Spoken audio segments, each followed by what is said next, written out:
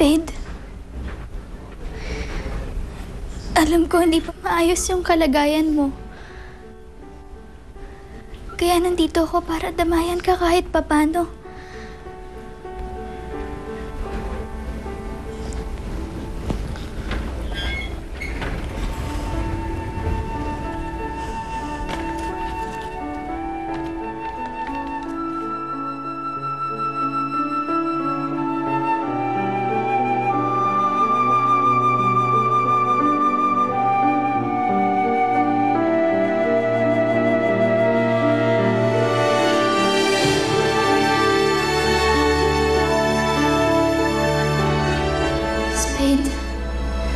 Sana makabawas ang nararamdaman mong sakit ang ginawa ko. Hayaan mo. Malapit ka nang gumaling. Promise, kukunin ko yung itim na bato para gumaling ka na kaagad. Gusto kong matulungan kayong lahat na umaasa sa kapangyarihan ng bato. Pasensya ka na kung nadamay ka sa gulong to. Patawarin mo ko. Pinagsisisihan ko ang nagawa ko sa'yo. Naiipit ako sa inyong dalawa ni Inay. Ayoko makapanakit, pero ayoko ding mawala sa akin ang nanay ko.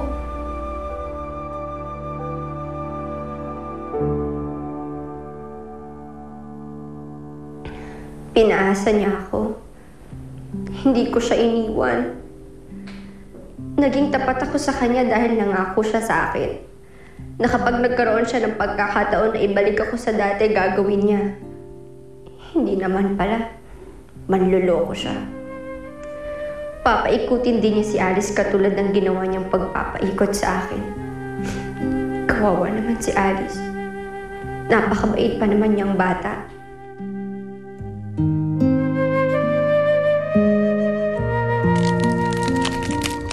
Wally, salamat ha kasi sinamahan mo ko. Mabuti na nga yun, nadalaw ko si Spade eh. Alam mo, daig ko pa yung may sariling sasakyan. Meron akong sariling car service. Okay lang yan, Ate Alice. Natutuwa rin naman akong lumipad eh. Oo, basta lagi tayong mag-iingat ha. Baka mamaya may makakita sa atin. Huwag kang mag-alala, Ate Alice. Maingat ako magmaneho. Walang pulis na makakahuli sa atin. Alam mo ikaw, loko ka talaga. Hindi ko naman sinasabing sa pulis eh. Sinasabi ko sa mga tao kasi baka mamaya himatayin yung mga yon kapag nakita nila ng walis tingting na lumilipad.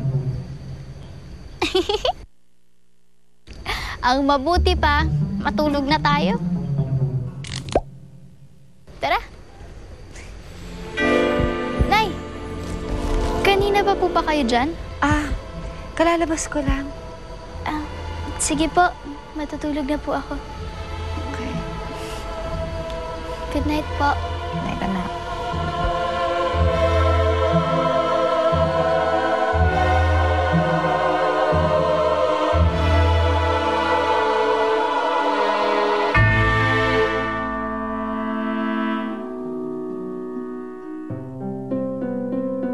Diyos ko, alam ko po na marami na akong kasalanan sa inyo. Sa totoo lang po, nahihiya na akong tumawag sa inyo. Pero kakapalan ko na po ang mukha ko. Patawarin niyo po ako sa mga kasalanan ko. Hindi ko na po alam ang gagawin ko eh. Nalilito na po ako. Ayoko pong sundin si Inay dahil mali po yung pinapagawa niya sa akin. Pero mahal ko po siya. At ayoko magalit siya sa akin. Diyos ko, kayo na po ang bahala sa akin. Kahit po ang kalagayan ni Spade, ay pinapaubaya ko na rin po sa inyo.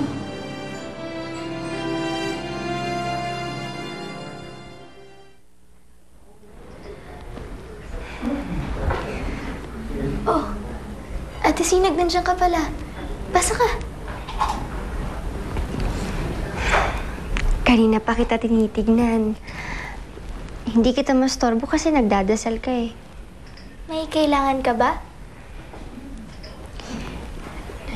May gusto akong sabihin sa'yo. Tungkol saan?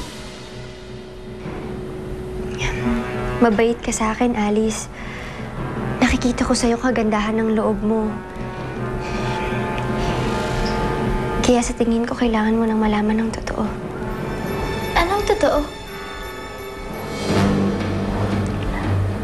Ang totoong relasyon mo kay Chang Esmeralda.